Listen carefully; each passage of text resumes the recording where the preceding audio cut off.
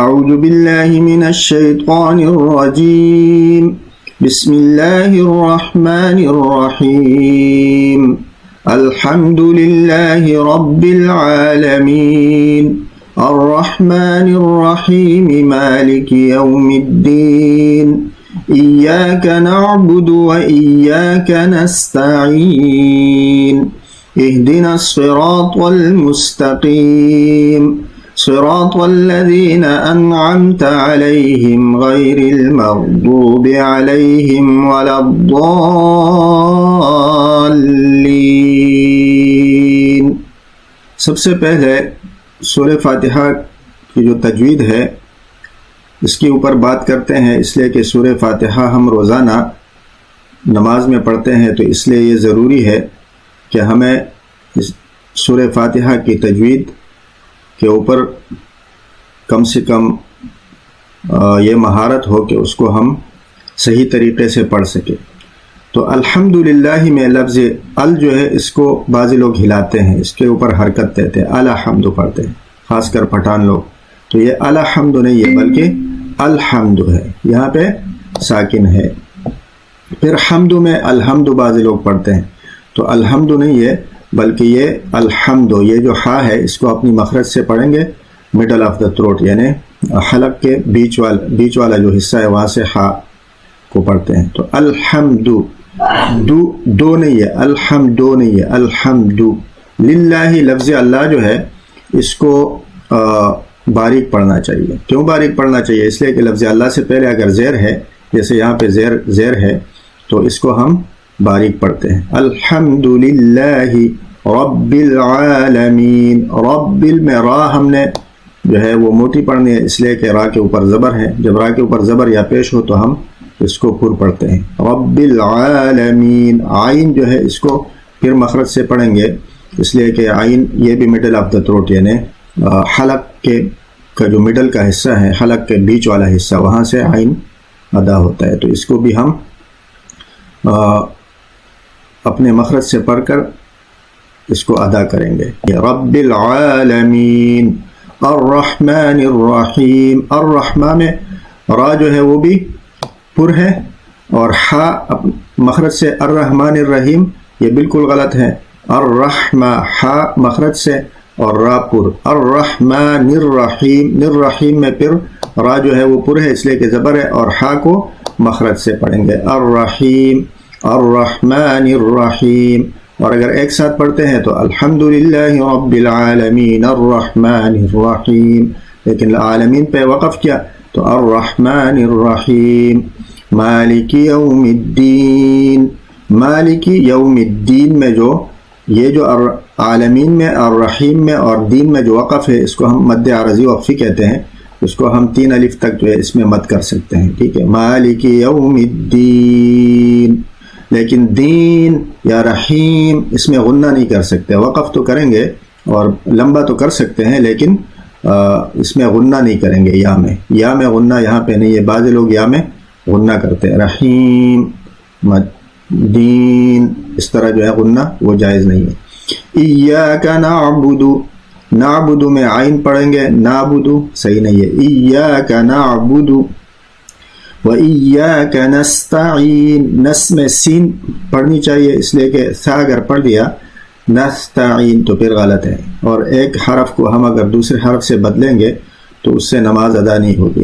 اہدنا الصراط المستقیم، اہدنا اگر کسی نے کر دیا تو ہا کے اوپر زیر ہو جائے گا، تو اہدن ہا جو ہے وہ ساکن ہے، یہاں ہم دیکھ رہے ہیں ہا ساکن ہے۔ اہدنا الصراط، صاد جو ہے اس کو پر پڑھیں گے، مستعلیہ اس میں صفت ہے تو صاد بھی پر پڑھیں گے، طا بھی پر پڑھیں گے، را بھی پر پڑھیں گے، ٹھیک ہے۔ صاد اور طا ویسے بھی پر ہے اور اس میں را کے اوپر زبر ہے تو وہ بھی پر ہو جائے گی، تو صراط تینوں حروف پر ہو جائیں گے۔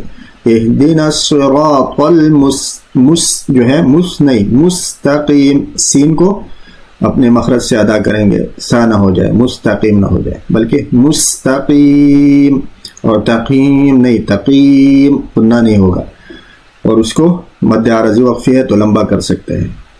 اہدنا الصراط المستقیم، صراط الذین، صاد بھی پر ہے اور را کے اوپر زبر ہے تو وہ بھی پر ہے. صراط الذین، ذال باریک ہے. ذال اس لیے باریک ہے کہ یہ ذال جو ہے اس کو ہم باریک پڑھتے ہیں تاکہ وہ زا سے ممتاز ہو جائے، زا سے الگ ہو جائے، تاکہ پتہ چلے کہ یہ زا نہیں ہے بلکہ ذال ہے. صراط الذین انعمت، ان غلط ہے، بعض لوگ ان کر دیتے ہیں، تو یہاں پہ انو نہیں ہے بلکہ ان ہے، اس لیے کہ یہ یہاں پہ ساکن ہے. تو انعم، میم بھی ساکن ہے. انعمتا یہ غلط ہے، یہ بھی ساکن اور وہ بھی، تو دونوں کو ہم ہلائیں گے نہیں. انعمتا، اور عین بیچ میں پڑھنی چاہیے، اس لیے کہ عین اگر آپ بیچ میں نہیں پڑھیں گے، انعمت پڑھیں گے تو عین ختم ہو جائے گی. تو انعمت علیہم، عین یہاں بھی ہے، اس کو بھی صحیح طریقے سے بعض لوگ نہیں پڑھتے. تو انعمت علیہم غیر المغضوب علیہم، ضاد جو ہے اس کو اپنے مخرج سے پڑھیں گے. ضاد کا مخرج کہاں پہ ہے؟ وہ مخارج میں کسی قاری سے جو ہے نا ہم نے اس کو صحیح کرنا ہے. بعض لوگ غیر المغضوب بھی پڑھتے ہیں. مغضوب بالکل دال پڑھو تو وہ صحیح نہیں ہے، اور مغضوب اگر زا پڑھو تو وہ بھی صحیح نہیں ہے.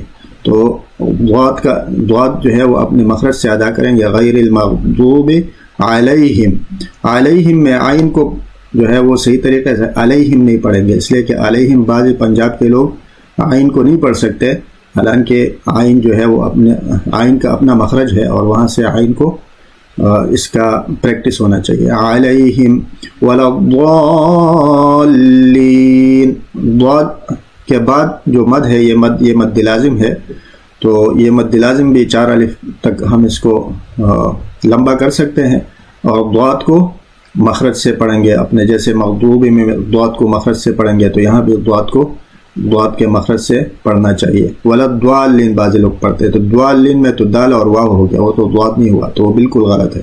ولا الضالین پڑھتے ہیں یا ولا الضالین پڑھتے ہیں تو وہ زا ہو جاتا ہے. تو ضاد کو اپنے مخرج سے ادا کرنا یہ بہت ہی ضروری ہے، اور یہاں پہ مد لازم ہے. ولا الضالین، لین میں پھر یہ جو یا ہے اس میں مد عارضی وقفے ہو گیا.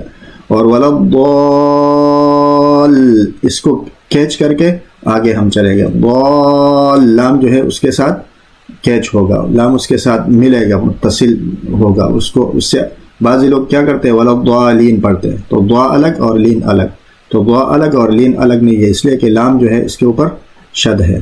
تو ولا الضالین. یہ سورہ فاتحہ کی تجوید ہو گئی. ترجمے کو دیکھ لیتے ہیں. الحمدللہ رب العالمین، سب تعریفیں اللہ کے لیے ہے جو پالنے والا ہے سارے جہان کا. الرحمن الرحیم، بے حد مہربان نہایت رحم والا ہے. مالک یوم الدین، مالک ہے روز جزا کا. ایاک نعبد، تیرے ہی ہم بندگی کرتے ہیں. و ایاک نستعین، اور تجھ ہی سے ہم مدد مانگتے ہیں. اہدنا الصراط المستقیم، بتلا ہم کو سیدھی راہ، یا راہ سیدھی، مستقیم راہ سیدھی. صراط الذین انعمت علیہم، راستہ ان لوگوں کا جن پر آپ نے فضل فرمایا. غیر المغضوب علیہم، اور نہ ان لوگوں کا جو راستے سے گم ہو گئے. ولا الضالین، اور نہ ان لوگوں کا جن پر آپ کا غضب ہوا. سورۃ فاتحہ میں سب سے پہلے ہمیں یہ معلوم کرنا ضروری ہے کہ یہ سورت ترتیبی نزولی کے اعتبار سے کون سے نمبر پہ ہے. اس لیے کہ ترتیبی مصحفی میں تو ہم نے دیکھا کہ یہ بالکل شروع کی سورت ہے، اس لیے اس کو سورہ فاتحہ بھی کہتے ہیں. اور ام القرآن بھی اس سورت کو کہتے ہیں، اس لیے کہ ام القرآن یہ قرآن کا خلاصہ ہے. تو قرآن کریم کا خلاصہ کیسے ہیں اور ترتیبی نزولی کے اعتبار سے یہ کون سے نمبر پہ ہیں؟ تو اس میں بعض مفسرین نے تو یہ کہا ہے کہ ترتیبی نزولی کے اعتبار سے یہ پہلی صورت ہے، بحیثیت صورت، یعنی مکمل صورت اگر نازل ہوئی تو یہ پہلی صورت ہے. لیکن اس سے پہلے چند صورتوں کی آیتیں جو ہے وہ نازل ہوئی ہے، تو اس وجہ سے ہم یہ بھی کہہ سکتے ہیں کہ ترتیبی نزولی کے اعتبار سے یہ 5ویں نمبر پر ہے۔ وہ کیسے؟ وہ اس طرح کہ اس سے پہلے سورۃ علق اقرأ بسم ربک الذی خلق، وہ آیت نازل ہوئی سب سے پہلے، پھر اس کے بعد سورہ نون میں آیتیں ہیں وہ نازل ہوئی، اور پھر اس کے بعد سورہ مزمل تیسرے نمبر پہ، اور چوتھے نمبر پہ سورہ مدثر کی آیتیں، اور پھر 5ویں نمبر پہ سورۃ فاتحہ۔ تو سورۃ فاتحہ نزول کے اعتبار سے اس طرح 5ویں نمبر پہ ہیں، اور ترتیبی مصحفی کے اعتبار سے یعنی جس طرح قرآن میں لکھی ہوئی ہے تو یہ پہلی نمبر پہ ہے۔ اور قرآن کریم میں یہ جو لکھی ہوئی ہے پہلی نمبر پر، تو جتنی بھی صورتیں لکھی ہوئی ہے ایک دوسرے کے بعد ترتیبی مصحفی میں، تو یہ اسی طرح لوح محفوظ میں بھی ہے۔ اور جبرائیل علیہ السلام وہ نبی علیہ السلام کو بتاتے تھے کہ کون سی صورت کس صورت کے بعد ہے، اور کون سی آیت کس آیت سے پہلے ہے اور کس آیت کے بعد ہے، تو اس طرح نبی علیہ السلام اس کو پھر محفوظ رکھتے تھے۔ اور یہ بات کہ سورہ فاتحہ کو ام القرآن کہتے ہیں، اور ام القرآن اس لیے کہتے ہیں کہ یہ سورہ فاتحہ پورے قرآن کا خلاصہ ہے۔ تو اس میں یہ تفصیل ہے کہ پورے قرآن کے 4 مضامین ہیں، یہ تفسیر مواہب الرحمن میں یہ مضامین ذکر ہیں۔ تو پورے قرآن کے 4 مضامین ہیں، اور پھر وہ چاروں کے چاروں مضامین سورہ فاتحہ میں ہیں۔